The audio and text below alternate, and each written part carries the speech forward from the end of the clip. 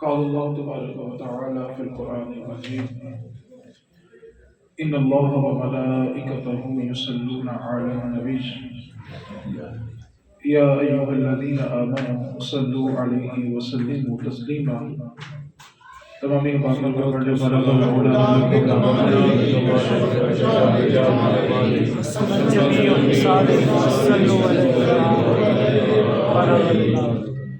اللہ رب العزت کا بے پناہ احسان ہے کہ اس نے ہم سب کو مسلمان گھرانے میں پیدا کیا۔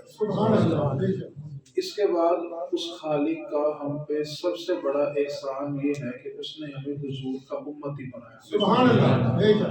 اللہ تعالیٰ کے 12 انبیاء ایسے گزرے ہیں جو نبی ہونے کے باوجود یہ دعا کرتے تھے کہ کاش ہم حضور کے امتی ہوتے ہیں۔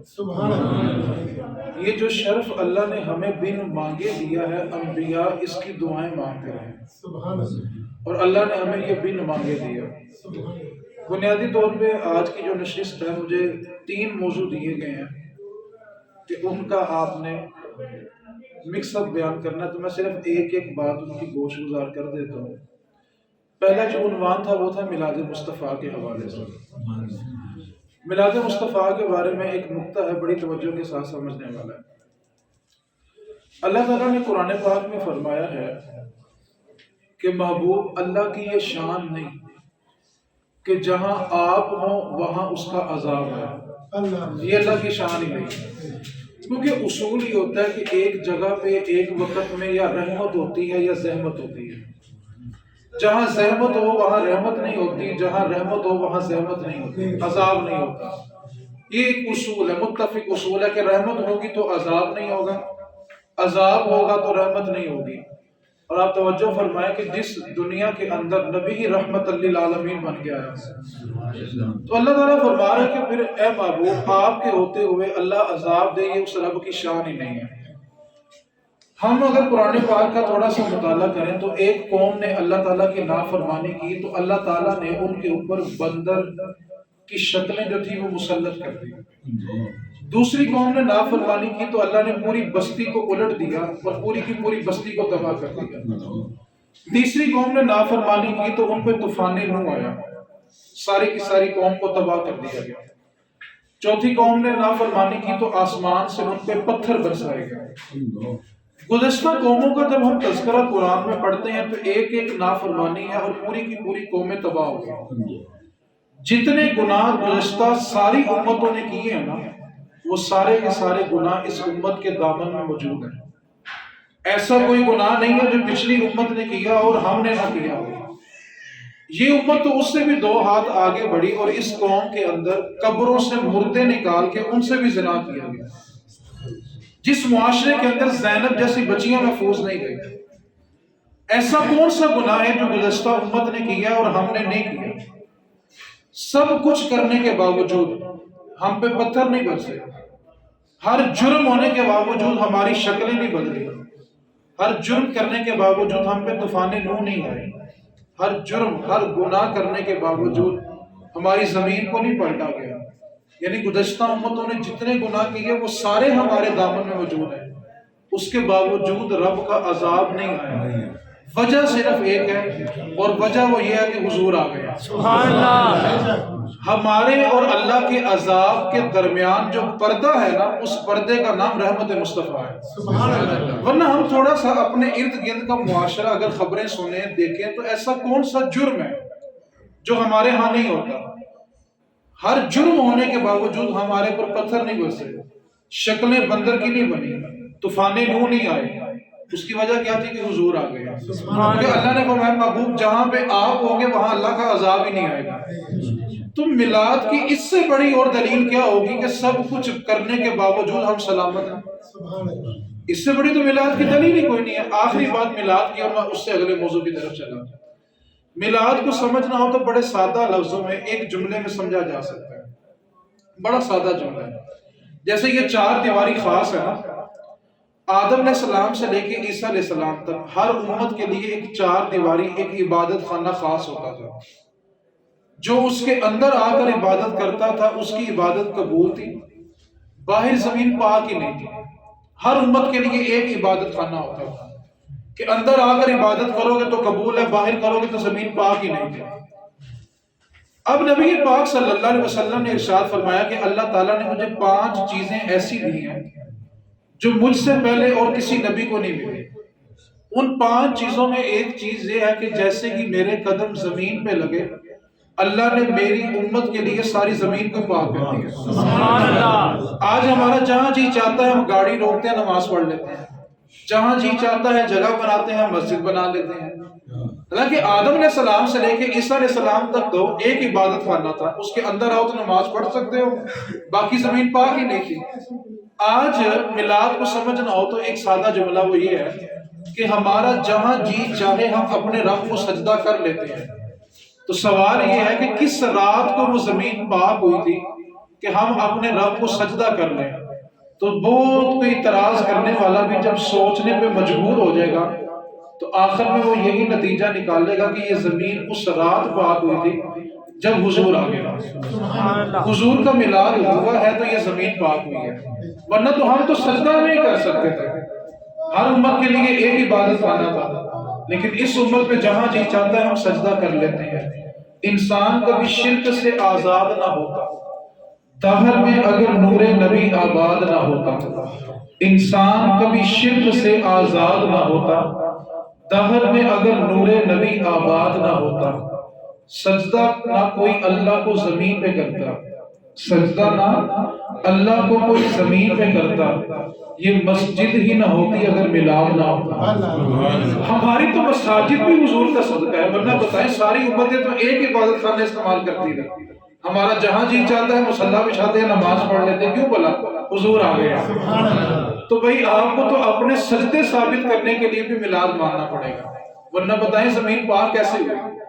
تو آپ میلاد منائیں نہ منائیں، 8 کو منائیں، 12 کو منائیں، نہ منائیں، آپ سے جھگڑا کرنے نہیں آیا۔ میں کہتا ہوں صرف ایک دن نہ ایک دن بند کمرے میں سکون سے بیٹھ کے، پاس کوئی بھی نہ ہو، کم از کم اتنا شکر ادا کرنا، یا رسول اللہ آپ کا احسان ہے کہ کم از کم ہم نے آپ کا کلمہ تو پڑھ لیا۔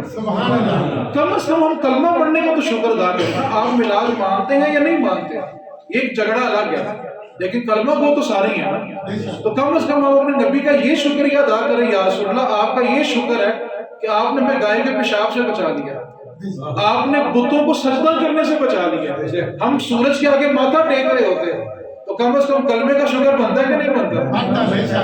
ٹھیک ہے میلاد آپ نہیں مناتے، نہ منائیں، میں تو جھگڑا تھوڑی کر رہا ہوں، لیکن کم کا اتنا شکر تو ادا کریں نا کہ یا رسول اللہ آپ آئے تو ہم مسلمان ہو گئے۔ سبحان اللہ۔ ٹھیک ہے، دوسرا موضوع میں بس اس کی طرف چل رہا ہوں، 5 منٹ میں ساری باتیں سمیٹتا ہوں۔ دوسرا موضوع مجھے دیا انہوں نے بڑی یار شریف کا، دوسرا موضوع ہے بڑی یار شریف کا۔ میلاد سمجھ آیا کہ نہیں آیا؟ سب کچھ کرنے کے باوجود عذاب کیوں نہیں آتا؟ پھر بولیں ہندی محبت میں بولو کہ میلاد میں مزہ آتا ہے۔ کون آ گیا؟ حضور آ گئے۔ یار اس سے بڑا انعام کیا ہوگا کہ حضور آ گئے؟ ہم جہاں جی چاہتا ہے مسجد بناتے ہیں، نماز پڑھتے ہیں، کیونکہ حضور آ گئے۔ تو یہ آپ کو کم از کم اتنا آپ کے اندر یہ عقیدہ مضبوط ہوگا۔ بیسیکلی مسئلہ بھلا کیا ہوگا؟ آج جس دور سے ہم گزر رہے ہیں نا، لوگ نبی پاک سے پوچھ پوچھ کے، سوچ سوچ کے عشق کرتے ہیں۔ ٹھیک ہے، صحابہ کرام نبی پاک کے وضو کا پانی زمین پہ نہیں گرنے دیتے تھے، آپ کا لعاب دہن، لعاب مبارک زمین پہ نہیں گرنے دیتے تھے، اپنے چہروں پہ ملتے تھے۔ تو میں نے پوچھا حضرت صاحب صحابہ نے کون سی بخاری شریف پڑھی تھی؟ صحابہ نے کون سی مسلم شریف پڑھی تھی؟ صحابہ نے قرآن کی کس آیت میں پڑھا تھا کہ نبی پاک کا لعاب بھی چہروں پہ مل لینا؟ صحابہ نبی پاک سے سوچ سوچ کے عشق نہیں کرتے تھے۔ یہ مرض ہمارے زمانے میں لگا ہے۔ ہم کہتے ہیں انٹرنیشنل نمبر کیا ہے، حدیث نمبر کیا ہے، نبی پاک سے عشق کرنے کے لیے بھی دلیل چاہیے۔ میں ایک جملہ کہا کرتا ہوں اکثر، جن کے کہے ہوئے لفظ حدیث بنتے ہیں، جن کے کہے ہوئے لفظ حدیث بنتے ہیں، لوگ ان کا ذکر کرنے کے لیے حدیثیں ڈھونڈ رہے ہیں۔ وہ جن کے کہے لفظ حدیث بن جائیں، ان کا ذکر کرنے کے لیے بھی حدیثیں ڈھونڈ رہے ہیں۔ وہ تو لب ہلاتے ہیں تو حدیث بن جاتی ہے، تو ان کا ذکر کرنے کے لیے بھی حدیثیں چاہیے۔ تو یہ ہمارے دور میں یہ مسئلہ شروع ہوا۔ وہ مولا علی شیر خدا رضی اللہ تعالیٰ عنہ ہے نا، اللہ تعالیٰ نے جہاں قرآن میں نمازوں کو فرض کیا نا، تو ساتھ یہ بھی فرمایا بس صلاۃ الوسطیٰ، جو درمیانی نماز ہے نا، نماز اثر ہے، اس کی خاص طور پہ حفاظت کرنا۔ نبی کریم صلی اللہ علیہ وسلم نے ارشاد فرمایا کہ ایک بندے کا سارا مال لٹ جائے، اس کی ساری اولاد مر جائے، ایک بندے کا سارا مال لٹ جائے۔ تو جو میری طرف فرمایا، بڑی مہربانی آپ کی، میں حدیث بیان کر رہا ہوں، اگر ڈبل ثواب میری غلطی ہونا چاہیے۔ ایک بندے کا سارا مال لٹ جائے اور اس کی ساری اولاد مر جائے، اس کا اتنا نقصان نہیں جتنا نماز اثر قضا کرنے کا نقصان۔ یہ نبی پاک کی حدیث پاک ہے۔ اور نماز قضا کرنے والے کون؟ مولا علی۔ مولا علی شیر خدا کو نا ایک غزوے کے اندر تیر لگا، اور تیر نا گوشت کے اندر جا کے ٹوٹ گیا، اور گوشت میں ایسا بے بس ہوا کہ تیر کھینچتے تھے تو گوشت کٹتا تھا اندر سے، اتنا سخت تیر لگا مولا علی کے غزوے کے موقع پہ۔ طبیب بلایا گیا، اب طبیب سے پوچھا گیا کہ تیر نکالنا، طبیب نے کہا کہ اگر یہ ہوش میں رہے، تیر نکالیں گے تو اذیت اتنی ہوگی، دو صورتیں، یا تو مولا علی کو درخت سے باندھو اور ہم تیر نکال لیں، تکلیف جو ہے وہ شدت کی ہوگی۔ تو طبیب نے کہا کہ دو صورتیں ہیں، یا تو مولا علی کو درخت کے ساتھ باندھو اور ہم تیر کھینچ لیتے ہیں، یا ایک دوائی تیار کرتے ہیں اور چند لمحوں کی بے ہوشی ہوگی تو اس حالت میں ہم تیر نکال لیتے ہیں، اس کے علاوہ صورت نہیں ہے، تکلیف بڑی ہوگی۔ تو مولا علی شیر خدا فرمانے لگے تم ٹینشن نہ لو، ابھی اذان ہوگی، ابھی علی نماز شروع کرے گا، تم تیر نکالنا اس کو محسوس بھی نہیں ہوگا۔ سبحان اللہ۔ نبی پاک نے کہا فرمایا تھا کہ سارا مال لٹ جائے، ساری اولاد لٹ جائے، اتنا نقصان نہیں جتنا نماز اثر کو۔ مولا علی کا یہ نماز سے عشق تھا کہ تیر نکالنا محسوس بھی نہیں ہوگا۔ اب وہ مولا علی، نبی پاک کا سر انور ان کی گود میں ہے، اثر قضا ہوتی ہوتی ہو گئی، اور نماز بھی وہ جو سب سے اہم ہے، نبس صلاۃ الوسطیٰ، یہ قرآن کہتا ہے کہ سب سے زیادہ حفاظت نماز اثر کی کرو۔ اب مولا علی تو نماز کی حالت میں تیر نکالے محسوس نہیں ہوتا، اور نماز اثر نبی پاک کا سر انور گود میں تھا، اثر قضا ہوتے ہوتے ہو گئی۔ سوال اتنا ہے کہ مولا علی نے قرآن کی کس آیت میں یہ پڑھا تھا کہ نبی کا سر گود میں ہو تو نماز چھوڑ دینا؟ بخاری مسلم کی کون سی حدیث مولا علی نے پڑھی تھی؟ بخاری مسلم تو نبی پاک کے وصال کے 200 سال بعد لکھی گئی ہے۔ صحابہ نے کون سے بخاری اور مسلم پڑھ کے نبی پاک کا جو لعاب تھا اپنے چہروں پہ ملا، وضو کے قطرے اپنے چہروں پہ ملے؟ نبی پاک نے حجامت کرے تو زلفوں کو زمین پہ نہیں گرنے دیا، نبی پاک کا سر گود میں تھا تو نماز اثر کو چھوڑ دیا۔ ابو بکر صدیق سام سے ڈس مرواتے جا رہے ہیں، جان جا رہی ہے، ٹانگ کو حرکت نہیں دے رہے۔ کون سی قرآن کی آیت میں تھا کہ نبی کا سر گود میں ہو تو جان بھی دے دینا، اثر بھی چھوڑ دینا؟ تو صحابہ نبی پاک سے نا سوچ سوچ کے اور چھان چھان کے عشق نہیں کرتے تھے، وہ جانتے تھے کہ اصل دین مصطفیٰ کی اطاعت کرنا ہے۔ سبحان اللہ۔ تو یہ مرض ہمارے زمانے میں نکلا، صحابہ کے دور میں بخاری شریف تھی؟ بولے تو صحیح آدمی، تو صحابہ نے بخاری پڑھ کے نبی پاک سے عشق کیا، تو یہ مرض ہمارے اندر آیا۔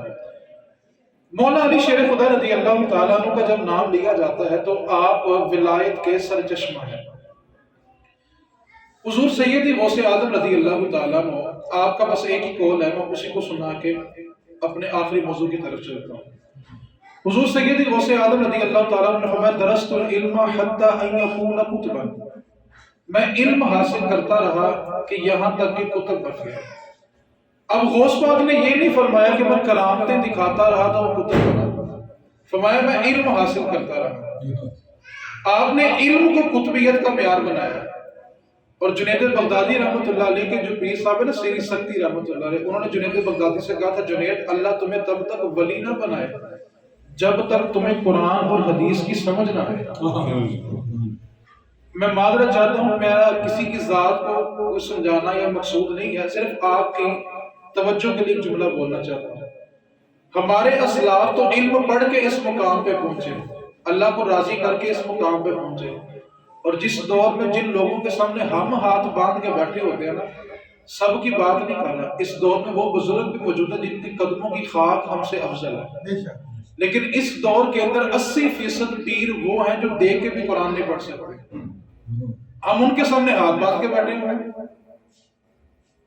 میں اکثر اپنے شاگردوں سے بھی کہتا ہوتا ہوں کہ یہ جو ہمارا معاشرہ ہے نا، جس بندے نے 30-35 سال قرآن سمجھایا نا، اس کی زندگی گزر گئی ہے قرآن سمجھاتے ہوئے، بال سفید ہو گئے، اس نے 35 سال قرآن سمجھایا، وہ مولوی صاحب ہے جس نے 30-40 سال نبی پاک کی حدیث پڑھائی ہے، بال سفید ہو گئے حدیث پڑھاتے پڑھاتے، وہ مولوی صاحب ہے جو 30-35 سال سے دین پڑھا رہا ہے، وہ مولوی صاحب ہے، وہ جرا 6 مہینے نہ ہوئے نہ وہ بابا جی سرکار میں۔ یہ ایک بڑا عجیب تماشا ہمارے زمانے میں شروع ہو گیا، یعنی جس بندے نے قرآن سمجھاتے سمجھاتے اس کی داڑھی سفید ہو گئی ہے، وہ مولوی کا مولوی رہ گیا، حدیث پڑھاتے پڑھاتے اس کا بڑھاپا آ گیا، وہ کہتے ہیں یہ مولوی صاحب آ رہے ہیں، جرا 10 انگوٹھیاں پا کے بابا جی سرکار آ گئے۔ ہمیں اس چیز نے تباہ کر دیا۔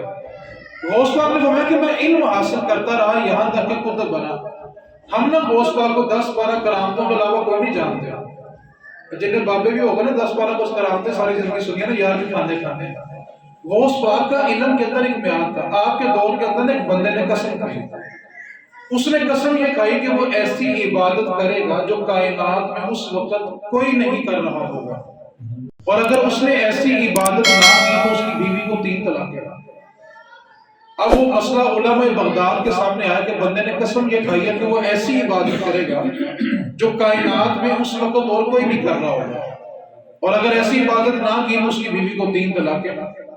اب علماء بغداد نے فرمایا کہ ہم نہیں جانتے کہ اس وقت دریا میں مچھلیاں کون سا ذکر کر رہی ہیں، بلوں میں کیڑے کیا پڑ رہے ہیں، آسمان میں فرشتے کوئی رکوع میں ہے، کوئی سجدے میں ہے، کوئی ذکر میں ہے، کوئی تحلیل میں ہے، مشرق میں کون سا انسان کیا ذکر کر رہا ہے، کوئی نماز میں ہے، کوئی قرآن میں ہے، کس میں ہے، اس کا اندازہ لگانا تو ناممکن ہے کہ کون سی ایسی عبادت ہے کہ یہ بندہ اکیلا کرے اور کائنات میں اس وقت اور کوئی نہ کر رہا ہو۔ علماء بغداد نے کہا کہ اس کی بیوی کو طلاق یا قسم کا کفارہ دے دے یا طلاق ہو گئی، یا عبادت ایسی کوئی نہیں ہے کہ یہ بندہ اکیلا کرے اور کائنات میں اس وقت کوئی اور نہ کر رہا ہو۔ اب یہ مسئلہ چلتا چلتا حضور غوث پاک کے پاس آیا، عرض کی کہ حضور بندے نے قسم کھائی ہے کہ اس نے عبادت ایسی کرنی ہے جو کائنات میں اس وقت اور کوئی نہ کر رہا ہو، اور اگر اس نے ایسی عبادت نہ کی تو اس کی بیوی کو 3 طلاقیں۔ آپ مسکرائے، فرمایا یہ بھی کوئی مسئلہ ہے؟ علماء حیران کہ اتنی مشکل بات ہے کہ ایسی کون سی عبادت ہوگی جو یہ بندہ اکیلا کرے گا اور کائنات میں دوسرا اس وقت کوئی نہیں کر رہا ہوگا۔ آپ نے یہ تو کوئی مسئلہ ہی نہیں ہے۔ علماء نے کہا پھر آپ بتائیں وہ کون سی عبادت ہے کہ یہ بندہ اکیلا کرے اور کائنات میں اس وقت دوسرا کوئی بھی نہ کر رہا ہو۔ آپ نے کہا اس بندے کو لو اور خانہ کعبہ میں چلے جاؤ، کعبے کا صحن خالی کرواؤ اور اس بندے سے کہو کہ اکیلا کعبے کا طواف کرے، یہ وہ عبادت ہوگی جو کائنات میں دوسرا کوئی بھی نہیں کر رہا ہوگا۔ تو غوث پاک نے فرمایا درست العلم حتی ان یکون کتبا، کہ میں علم حاصل کرتا رہا یہاں تک کہ کتب بن گیا۔ غوث پاک نے یہاں کرامتوں کا ذکر نہیں کیا۔ ہم کہتے ہیں پیر انہوں منع کہ جرا ہوا چ اٹھے گا، وہ تو جہاز بھی اڑتا ہے، کہتے پیر اس کو مانا جو پانی پہ چلے گا، وہ تو کشتی بھی چلتی ہے۔ آج کل لوگ کہتے ہیں جو اللہ محمد لکھا ہو تو اس کو پیر مانیں گے، وہ تو بکری کے پیٹ میں بھی لکھا ہو تو پیر مانو گے۔ ایک بات کو ذہن میں رکھیں، ہمارا نقصان کہاں پہ ہوا؟ ولایت وراثت نہیں ہے،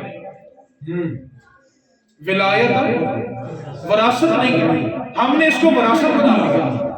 مثال کے طور پہ کیا یہ ضروری ہے کہ ڈاکٹر کا بیٹا ڈاکٹر ہو، انجینئر کا بیٹا انجینئر ہو، عالم کا بیٹا عالم ہو، مفتی کا بیٹا مفتی؟ کیا یہ ضروری ہے؟ جب یہ سب کچھ ضروری نہیں تو یہ بھی ضروری نہیں ہے کہ پیر کا بیٹا ہی پیر ہوگا۔ ولایت وراثت نہیں ہے، یہ اللہ کی عطا ہے۔ اللہ عطا کرنے پہ آئے، اللہ عطا کرنے پہ آئے تو باہر زمین پہ بیٹھے موچی کو دے دے، اور اللہ نہ دینے پہ آئے تو کعبے میں نماز پڑھانے والے کو نہ دے۔ ولایت وراثت نہیں ہے۔ سنیت کا نقصان تب ہوا جب ولایت کو وراثت بنایا گیا۔ ہاں اللہ کسی کی نسل میں ولایت رکھ دے، چاہے وہ 10 نسلوں میں چلے، کوئی بڑی بات نہیں۔ اللہ کسی کو چن لے، پیر کا بیٹا پیر اللہ چن لے تو کوئی بڑی بات، لیکن یہ وراثت نہیں ہے، یہ گاڈ گفٹڈ ہے، اللہ کی عطا ہے۔ دینے پہ آئے تو زمین پہ بیٹھے موچی کو دے دے، اور نہ دینے پہ آئے تو کعبے میں نماز پڑھانے والے کو بھی نہ دے۔ ایک بات کو یاد رکھیں، ولایت کا تعلق لباس سے نہیں ہوتا۔ بعض اوقات سادہ ٹوپی ہوتی ہے جالی والی، سادہ سا کرتا پہنا ہوتا ہے، لیکن اس بندے کا تعلق اللہ سے بڑا مضبوط ہوتا ہے۔ بعض اوقات لمبے لمبے جبے، لمبی لمبی پگڑیاں، لمبے لمبے جبے کبے پہنے ہوتے ہیں، لیکن رب سے تعلق کوئی نہیں ہوتا، صرف نمائش ہوتی ہے۔ ولایت کا تعلق تو لباس سے ہے ہی نہیں۔ ولایت وراثت نہیں ہے، یہ اللہ کی عطا، یہ گاڈ گفٹڈ ہے۔ اللہ عطا کر دے تو بس وہی ہے، یہ وراثت میں نہیں ملتی، یہ بندہ بندے کو نہیں دیتا، ہاں بندہ بندے کو پکڑ کے اس تک پہنچاتا ہے، دیتا پھر بھی وہی ہے۔ اس کو وراثت نہ سمجھا جائے۔ آج ہمارا نقصان بلا کیا ہوگا، ہم نہ نذرانے ایسے آستانوں پہ دیتے ہیں جو ہمارے نذرانوں سے کوئی کتے خرید رہا ہے، کوئی گھوڑے خرید رہا ہے، کوئی نئی پراڈو خرید رہا ہے۔ تو میں نے ایک جگہ پہ کہا، اچانک ایک بات ذہن میں، تو میں نے ایک جگہ پہ کہا تھا کہ مرید گاڑی لیتا ہے نا نہیں، تو پیچھے لکھواتا ہے یہ میرے پیر کی نظر ہے۔ تو میں کہتا ہوں جب پیر نئی پراڈو لے تو وہ بھی لکھوایا کرے میرے مرید کا نذرانہ ہے۔ کوئی 2021 ہو گیا، کوئی لیٹسٹ بات بھی تو ہونی چاہیے نا۔ مرید کہیے میرے پیر کی نظر ہے، تو کیا وہ مرید کا نذرانہ نہیں؟ میں کہتا ہوں آپ نذرانے آپ ایسے لوگوں کو دے رہے ہیں، میری بات سے ناراض نہیں ہونا، آپ کی اور میری کمپنی سیم ہے۔ بعض اوقات میری باتوں سے لوگ پریشان ہوتے ہیں، مولوی کیڑی کمپنی کا بلایا سی، سیم ٹو یو، بڑی مہربانی، کمپنی آپ کی میری سیم ہے۔ لیکن میں یہاں پہ ایک بات کہتا ہوں، اگر ممبر رسول پہ بیٹھ کے بھی دین خالص بیان نہیں نہ کرنا تو ممبر ویسے چھوڑ دو۔ ہم کیا سمجھتے ہیں جس رسول نے ممبر دیا اس رسول نے ہم سے قیامت میں حساب نہیں لینا کہ تمہیں میں نے اپنا ممبر دیا تھا، ممبر رسول ہے، مصلی رسول ہے، کیا اس مصلی کا اور ممبر کا ہمیں جواب نہیں لینا؟ آج ہم ممبر پہ اچھل اچھل کے کہیں امریکہ کی اینٹ سے اینٹ بجا دیں گے اور سامنے مسجد کا صدر انٹر ہو جائے تو موضوع بدل جاتا ہے۔ مسجد کے صدر کے سامنے تقریر نہیں ہوتی اور امریکہ کی اینٹ سے اینٹ بجانی ہوتی۔ اس ممبر کا ہم نے قیامت والے دن جواب دینا ہے۔ ہم نذرانہ بلا کہ میں آپ کو سادہ سی مثال دیتا ہوں، باپ نے ساری زندگی کمایا ہو نا، مال شال جمع کیا ہو، تو جب بیٹا اس باپ کی سیٹ پہ بیٹھتا تو سارے بلا کیا کہتے ہیں پیو دی کمائی کھا رہے ہیں، ایسے ہی باپ نے ساری زندگی محنت کی ہو، بیٹا جب اس کی سیٹ پہ بیٹھے تو سارے کیا کہتے ہیں پیو دی کمائی کھا رہے ہیں۔ ایک جملہ کہنے لگا، یہ جتنے اس وقت گدی نشین بیٹھے ہوئے نا بڑے بڑے آسمانوں پہ، یہ اپنے بڑوں کی کمائی کھا رہے ہیں۔ ان کے بڑوں نے جو کلمہ پڑھایا، ہمارے بزرگوں نے، ہمارے اسلاف نے جو کلمہ پڑھایا، لوگوں کی نسلوں کو دین پہ لگایا، یہ سارے اپنے بڑوں کی کمائی کھا رہے ہیں۔ ورنہ کا ذاتی کردار کیا، جتنے بڑے بڑے گدیوں پہ بیٹھے ہوئے ہیں آپ وہاں پہ نذرانے ڈالتے ہیں۔ نذرانہ صرف اس آستانے پہ دیں جو سال کے بعد آپ کو عالم دین یا حافظ قرآن دیتا ہے۔ کتنے آستانے ایسے جتنے بڑے بڑے نام ہیں، کیا کبھی آپ نے اپنی ہوش میں سنا کہ اس آستانے نے اس سال اتنے بچوں کو عالم دین بنایا؟ او بھائی جو آپ کو دین نہیں دے رہے، آپ کی نسلوں کو دین نہیں دے رہے، آپ اپنی عقیدتیں اپنے نذرانے ان لوگوں کو دے رہے۔ یہاں علماء پھٹی صفوں کے اوپر بیٹھ کے علم دین پڑھ رہے ہیں، مدرسوں میں پڑھنے والے بچے اکثر بھوکے سو جاتے ہیں، اور ایک محلے میں ایک محفل کروا کے لاکھ روپے لٹایا جائے، اور علماء جو نبیوں کے وارث ہیں وہ بھوکے سوتے ہوں، تو کیا قیامت کے دن ہم سے محفلوں کا حساب نہیں ہونا؟ یہ سنیت کس طرح چل پڑی گئی یار؟ 25 سال ہو گئے سالانہ محفلیں کرواتے ہوئے، لیکن اس کے گھر والے تو نمازی نہیں پڑھے، میزبان کا گھر نمازی نہیں بنا، تو 25 سال کی محفلیں ہم نے کیا کرنی ہے یار؟ مزہ یہ تھا کہ میلاد ایک ہوتا، اس کے بعد سارا گھر نمازی ہوتا، پھر اس گھر میں عالم بنتے، اس گھر سے حافظ بنتے، اگلی محفل آنے تک اس کے اپنے بچے تیار ہوتے۔ ہم اپنی عقیدتیں اپنے نذرانے ایسے لوگوں کو دے رہے ہیں جنہوں نے ہمیں کبھی عالم دین نہیں دیا، ہمیں ہماری نسلوں کو دین نہیں دیا، اور ہم وہاں پہ جا کے گلوں میں پیسے ڈال کے آتے ہیں۔ یہ سنیت کا اصل نقصان ہے۔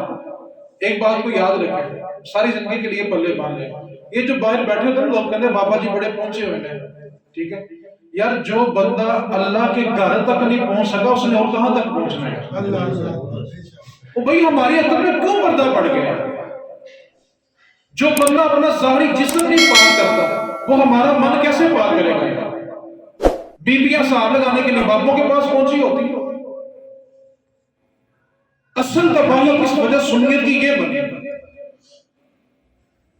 کہتے جی بابا جی جلال جی آگے ساڑ کے سوا کر دیں گے، ایک بات کو پلے باندھ دیں، اے بابے ساڑن جو کہ ہوندے نا کرندہ نے مودی ساڑ دینا سے، کہتے بابا جی جلال میں آگے کی بدعا نہ دے دیں۔ ایک بات آپ کو آج راز کی بتاتا ہوں، فقیری ہوتی کیا ہے؟ بڑا توجہ طلب جملہ ہے. اللہ تعالیٰ فقیر کو فقیری دیتا ہی اس شرط پہ ہے کہ میری مخلوق کو بد دعا نہیں دینی. جو بد دعا دے اللہ اس کی فقیری چھین لیتا ہے. یہ کون سی ہوگی فقیری بد دعائیں دینے والی؟ فقیر کو فقیری ملی اس شرط پہ کہ میری مخلوق کو اذیت نہیں دینی. اور پیر سید جماعت علی شاہ صاحب نے جو جملہ لکھا ہے نا، اگر وہ جملہ سامنے رکھیں کہ بڑے بڑے اشتہار ہیں الفقیر العاجز، پتہ نہیں کیا مشرق مغرب شمال جنوب بنے ہوئے لوگ آج. پیر سید جماعت علی شاہ نے بڑا کیا لکھا ہے؟ آپ فرماتے ہیں کہ جو فقیر 3 دن، کتنے؟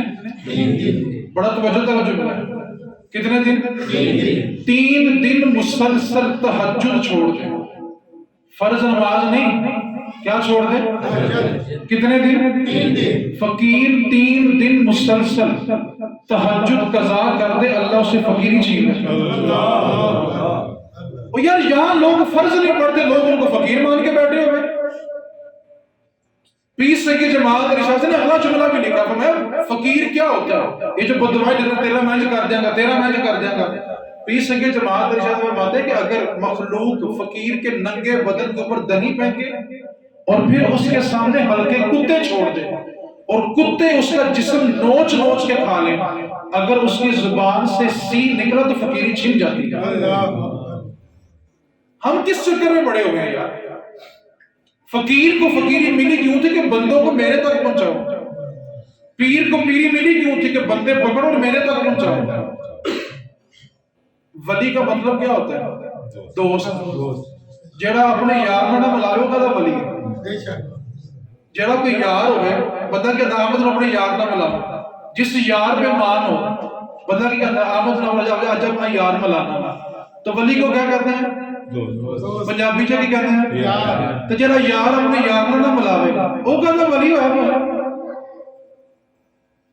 بابا جی خادم صاحب فرمایا کرتے جتنا ادب مولویوں نے پیروں نے اپنا سکھایا نا، اس سے آدھا بھی اللہ رسول کا سکھایا ہوتا ہے تو آج سب لوگ دیندار ہوتے ہیں.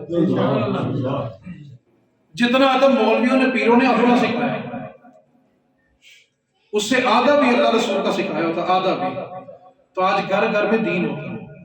تو اس واسطے میں آخری مثال دے کے اپنا تیسرا اور آخری موضوع 7 منٹ باقی رہ گئے.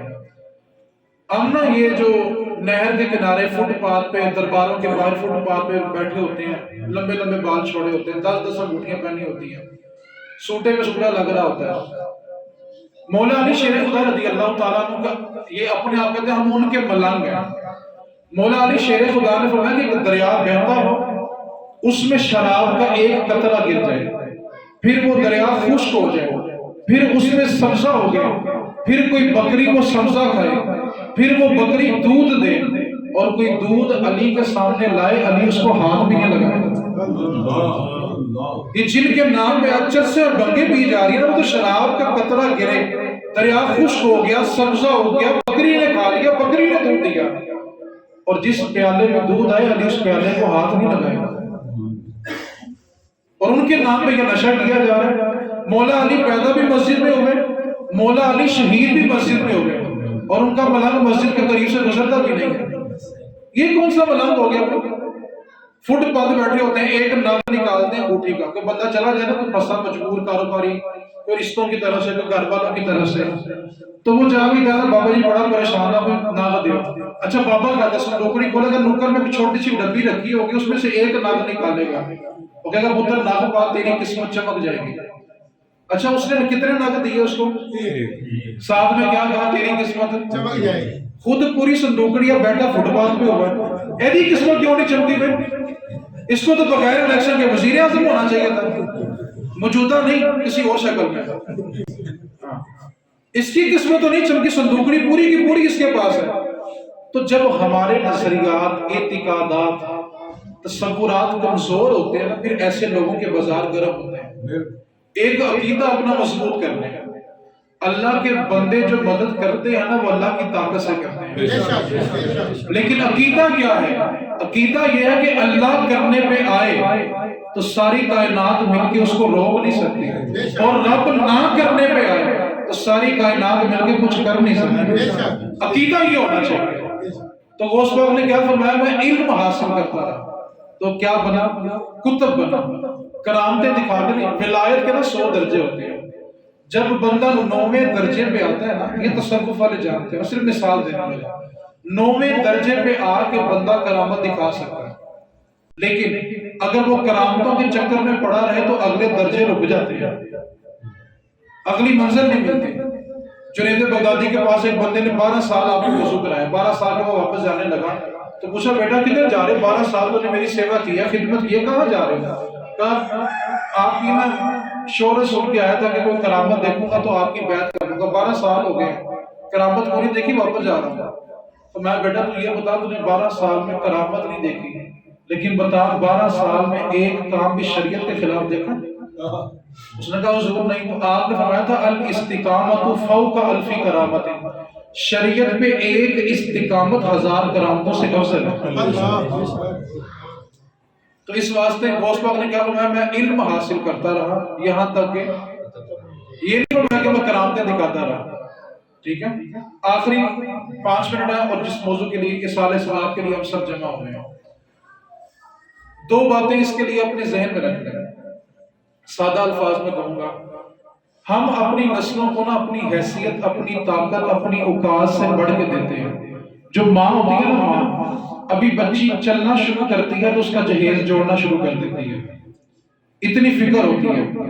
بیٹی کو رخصت کرتے وقت اتنا جہیز دیتے ہیں کہ بعض اوقات بیٹے والوں کا گھر چھوٹا پڑ جاتا ہے اور پڑوسیوں کے ہاں کچھ سامان رکھنا پڑتا ہے، اتنا کچھ دیتے ہیں کہ بیٹے والوں کا گھر چھوٹا پڑ گیا۔ صرف نہیں دیا تو نبی کا دین نہیں دیا، باقی سب کچھ دے دیا۔ اور بیٹی کو قرآن کے سائے میں رخصت کرتے ہیں کہ قرآن کے سائے سے گزرے گی، تو کسی سے پوچھو بھی قرآن کا سایہ کیوں دیا تو ایک ہی جواب ملے گا کہ قرآن کی برکت ہوگی تو زندگی میں سکون ہوگا۔ تو میں کہتا ہوں قرآن سر کے اوپر سایہ کرے تو اتنی برکتیں ہیں، وہی قرآن سینے کے اندر ہو تو کتنی برکتیں ہوں۔ قرآن سایہ کرنے کے لیے تھوڑی آیا تھا، آپ سایہ دے رہے تعلیم کیوں نہیں دے رہے؟ اور جب نسلیں دین سے بچا بچا کے جوان کی ہوتی ہے نا، تو باپ کی میت جو ہے نا وہ گھر کے صحن میں پڑی ہوتی ہے، 4-5 جوان بیٹے ہوتے ہیں، باپ کے سر پہ نا کھڑے ہو کے کسی کو ٹیلی فون کرتے ہیں آ کے میرے ابو کو غسل دے دو۔ باپ کروڑ پتی ہوتا ہے، لیکن میں کہتا ہوں اس سے بندہ غریب زیادہ مرے کو نہیں، جس کے مرنے کے بعد اس کے بچے بھی ہاتھ نہیں لگا رہے، اس سے بڑا غریب کون ہے؟ ایک بیٹا کہے گا ابو کا موبائل ہے، نشانی ہے، میں رکھوں گا، ایک لیپ ٹاپ رکھ لیتا ہے، ایک گاڑی رکھ لیتا ہے، تو تیرے باپ کے بدن سے جو کپڑے اترے وہ تیرے باپ کی نشانی نہیں تھی؟ جس اولاد کو آپ چون چون کے سینے لگا رہے ہیں نا بھائی، وہ تو آپ کے کفن کا جو بچ جائے نا کپڑا، وہ اپنے گھر میں نہیں رکھے گی، اس کو کپڑے سے خوف آئے گا۔ جس صابن کے ساتھ باپ کو نہلائے گا وہ صابن گھر میں نہیں رکھے گا، کس سے مردے کو نہلایا ہوا ہے۔ ہم کس گمان میں ہیں؟ جس اولاد پہ اتنا مان ہے، کبھی چند لمحوں کے لیے نا تنہائی میں لیٹ کے سوچنا تو صحیح ہے، اگر مجھے آج دنیا سے جانا پڑے تو کیا میرا بیٹا میرے لیے دعا مانگنے کے بھی قابل ہے کہ نہیں؟ جنازہ پڑھانا تو بڑی دور کی بات ہے، پیچھے کھڑے ہو کے بچوں کو جنازہ پڑھنا نہیں آتا ہے۔ ہم جس اولاد کے لیے گرمی سردی حلال حرام صبح شام نہیں نہ دیکھتے، وہ تو ہمارے مرنے کے بعد ہمارے لیے دعا کرنے کے بھی قابل نہیں ہوتے۔ ہوتا کیا بھلا، باپ کا چیلم آ گیا، سالانہ ختم آ گیا، ایک بات کو پلے باندھ لے، مرے ہوئے ماں باپ کو ہماری دیگوں کی ضرورت نہیں ہے۔ دیگے کون کھاتے ہیں؟ مردے کھاتے ہیں کہ زندہ لوگ کھاتے ہیں؟ تو مرنے والوں کے لیے کیا کیا؟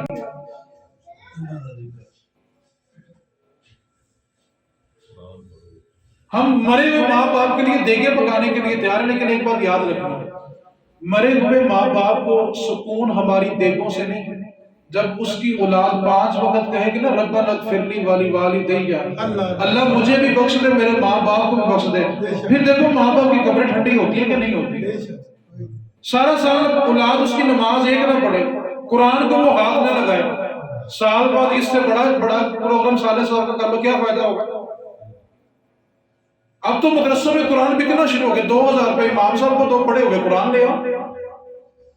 میں کوئی پڑھے ہوئے قرآن کا منکر نہیں ہوں، لیکن میرا سوال یہ ہے کہ ایک پلڑے میں 2000 قرآن مدرسے کا رکھو اور دوسرے پلڑے میں سگا بیٹا سگی بیٹی ایک رکوع پڑھے قرآن کا، بتاؤ ٹھنڈ باپ کو کس سے پڑھنی ہے؟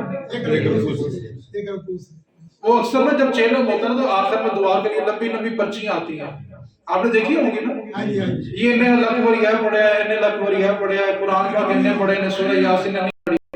تو میں ایک جگہ بیٹھا ہوا تھا تو اسالہ صاحب کی لمبا پرچہ آ گیا، بڑا ہی لمبا پرچہ آ گیا، وہ اتنا تھا کہ پڑھا بھی نہیں جا رہا تھا۔ تو میں نے اس میزبان کو بلایا، میں نے کہا یار یہ کیا کہتا ہے، یہ ہم نے یہ اسالہ صاحب کے لیے جمع کیا، بڑی طویل فہرست تھی۔ میں نے اس سے کہا، میں کہا مجھے بس اتنا بتاؤ اتنی لمبی فہرست کے اندر مرنے والے کے بچوں نے کیا پڑھا ہوگا؟ میں کہا جن کا باپ مرا اس نے کیا پڑھا؟ کہتا نہیں ہم نے یہ مدرسوں سے جمع کیا تھا۔ میں کہا باپ مدرسے والے کا مرا کہ تیرا مرا تھا؟ اور دوسری اور آخری بات، اس کے بعد دعا، میں اپنی طرف اشارہ کروں تاکہ میری بات کسی کو بری نہ لگے، میں اپنی طرف اشارہ کروں۔ ہم اتنے بے حس ہیں، ہم اتنے مطلب پرست ہیں، کسی کے سالے ثواب کے لیے جاتے ہیں تو جتنا قریبی رشتہ ہوتا ہے اتنا اچھا پھل ہوتا ہے۔ کسی کو اعتراض تو نہیں؟ جتنا قریبی رشتہ ہونے کا ریٹ، پہلے دور کا ہو تو شاپر، قریب کا ہو تو کریٹ۔ کوئی شک تو نہیں میری بات میں؟ اچھا آپ سب یہاں سے لے کے اینڈ تک میرے سمیت ہم سب کیا کیا کہتے ہیں، ہم کہاں جا رہے ہیں؟ ختم پہ جا رہے ہیں۔ بولو نہیں یار، بولو نہیں کچھ کہتا یار، انہوں نے کچھ کیا تھا ان آخری 2 منٹ ہوتے بولو یار، ہم کہاں جا رہے ہیں سارے؟ اچھا آتے وقت ہم کیا لے کے آئے ہیں؟ پھل، یا کہیں بھی جائیں اسالہ ثواب کے لیے کیا لے کے جاتے ہیں؟ اچھا آخری سوال ہے، توجہ سے جواب چاہیے، گھر میں کیا کہہ کے آئے تھے؟ اچھا ختم مردے کا ہوتا ہے کہ زندہ بندے کا؟ بولو نہیں یار، کیوں مردے کا ہوتا ہے؟ کون سا اسرائیل نے پوچھا آپ سے؟ مردہ کون ہوتا ہے؟ ختم کس کا ہوتا ہے؟ مردے کا کہ ختم کس کا ہوتا ہے؟ اچھا آتے وقت کیا لے کے آئے تھے؟ اچھا اب وہ پھل زندہ بندے کھائیں گے کہ مردہ کھائے گا؟ اچھا گھر میں اور کیا کیا کیا ہے؟ ختم پہ جا رہے ہیں، سالے ثواب کے لیے جا رہے ہیں۔ تو مرنے والے کے لیے کیا لائے؟ صرف پھل۔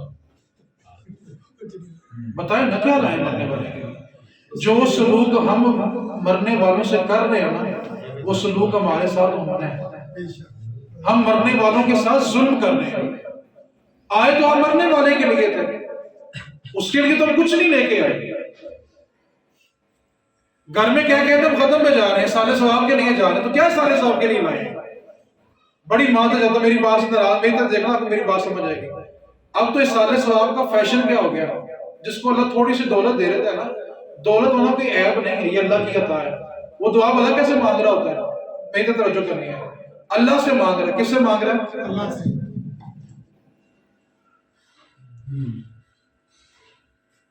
یعنی دولت رب سے مانگنا بھی بلا دیتی ہے۔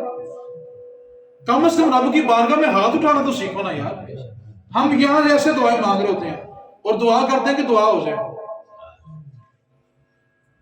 آئے ہم مرنے والے کے لیے، پھل تو زندہ لوگوں نے کھا کے چلے جانا ہے۔ تو جو سلوک ہم کر رہے ہیں نا، یہ ہمارے ساتھ ہونا ہے۔ اور لمحہ فکریہ بھلا کیا، جنازہ پڑھنے کے بعد نا ہم مرنے والے کے بیٹے کو ڈھونڈ رہے ہوتے ہیں، یا جس سے ہمارا تعلق ہو اس کو ڈھونڈتے ہیں۔ ساتھ والا کہتا ہے آج چلے گئے ہیں، خیر مل کے آنا ماں۔ میرا ایک سوال ہے، ہم مرنے والے کے بیٹے کو اس لیے گلے لگاتے ہیں کہ اس کا دکھ کم ہو، یا اس لیے گلے ملتے ہیں کہ اس کو پتہ چلے کہ جنازہ پڑھنے میں بھی آیا ہوا ہے؟ تو یار جو سلوک ہم کر رہے ہیں وہ ہمارے ساتھ نہیں ہونا۔ ساری زندگی جنازوں میں خاموش کھڑے رہے تو کیا سمجھے لوگ ہمارے لیے فاتحہ پڑھ کے آئیں گے، ہمارے لیے یاسین پڑھ کے آئیں گے؟ ساری زندگی مرنے والوں کو دھوکہ دیا۔ بس ایک خلاصہ یاد کر لیں، اگر نسل میں سے ایک بچے کو، کتنے بچوں کو؟ ایک بچے کو، باقیوں کو ڈاکٹر بنائے، انجینئر بنائے، دین تنگ نظری کا نام نہیں ہے، اور جو تنگ نظر ہو وہ دیندار نہیں ہوتا۔ ڈاکٹر بنائے، انجینئر بنائے، جو آپ کی استطاعت ہے، جو طاقت ہے وہ بنائے، لیکن ایک بچے کو دین پہ ضرور لگانا، ورنہ مرنے کے بعد غسل کے لیے بھی ترسو گے۔ اب تو باپ کا غسل 1000 روپے اجرت پڑتی ہے، 1000 روپے دے کے باپ کو غسل دلوایا جاتا ہے۔ اس باپ نے زندگی میں کیا کمایا کیا ہے جس کے بعد اس کے بچے بھی اس کو ہاتھ نہیں لگا رہے؟ تو اپنے بچوں میں سے ایک بچے کو دین پہ بولو تو صحیح ہے، میں پیسے تھوڑی مانگ رہے ہیں، آپ بولو تو صحیح ہے، کس پہ لگانا ہے؟ ایک بچہ دیندار بن گیا تو سارا خاندان غسل کے لیے ترسے گا. اور ایک بات کو یاد رکھ لے، پلے باندھ لینا، جنازہ پڑھاتے وقت جتنا درد بیٹے کی تکبیروں میں ہوگا نا، دنیا کے بڑے سے بڑے مولوی کی تکبیر میں نہیں ہوگا، بڑے سے بڑے پیر کی تکبیر میں نہیں ہوگا. بیٹے کو پتہ سامنے میرا باپ میری ماں ہے، اس کی بخشش میں نے کروانی ہے. اور خواتین اس آواز کو سن رہی ہیں، اس جملے کو یاد رکھنا، بیٹیوں کے لیے جہیز تو بناتی ہو، ایک ایک چیز جوڑتی ہو، لیکن آج تنہائی میں سوچنا کہ اگر میں دنیا سے چلی گئی تو کیا وہی میری بیٹی مجھے ہاتھ لگانے کے لیے تیار ہے کہ نہیں ہے؟ بیٹی بالیاں لینے کے لیے تو آگے بڑھے گی، کانٹے اتارنے کے لیے تو آگے بڑھے گی، کیا وہ تیرے جسم کو غسل دینے کے لیے آگے بڑھے گی کہ نہیں بڑھے گی؟ اس جملے کو ضرور سوچنا. اگر دین نہ دیا تو غسل کے لیے بھی ترسیں گے، 1000 روپیہ غسل کی اجرت پڑے گی. 3 باتیں میں نے آپ سے کی ہیں. ہم پہ عذاب کیوں نہیں آتا؟ کیونکہ پھر بولیں جہاں جی چاہے نماز پڑھے کیونکہ حضور آ گیا. غوث پاک نے کیا فرمایا؟ مجھے کتب کیسے بنا؟ علم حاصل کرتا رہا. تو جڑا بال بال ساڑا دی گلاں کرے وہ ڈرنا نہیں. کہتے بندہ بڑا پہنچا ہوا، جو اللہ کے گھر تک نہ پہنچے وہ کہیں نہیں پہنچ سکتا. اپنے عقیدوں کو مضبوط کر. نذرانہ کس آستانے پہ دینا ہے؟ جو ہمیں سال بعد عالم دین بنا کے دیتے ہیں، ہمیں سال بعد حافظ دیتے ہوں بھائی، ہماری نسلوں کو دین دیتے ہوں. جو اپنے گھوڑے کتے بنگلے اور پراڈو خریدے وہاں پہ آستانوں پہ نذرانے، یہ اپنے بڑوں کی کمائی کھا رہے ہیں. ٹھیک ہے، یہ میرے پیر کی نظر ہے، یہ میرے مرید کا. ٹھیک ہے. اور آخری بات، نسلوں کو دین نہ دیا تو غسل کے لیے بھی. اب جس کے جی میں آئے وہ حاصل روشنی کرے، اب جس کے جی میں آئے وہ حاصل روشنی کرے. ہم نے تو دل جلا کے سر عام کر دیا. وما علینا الا البلاغ.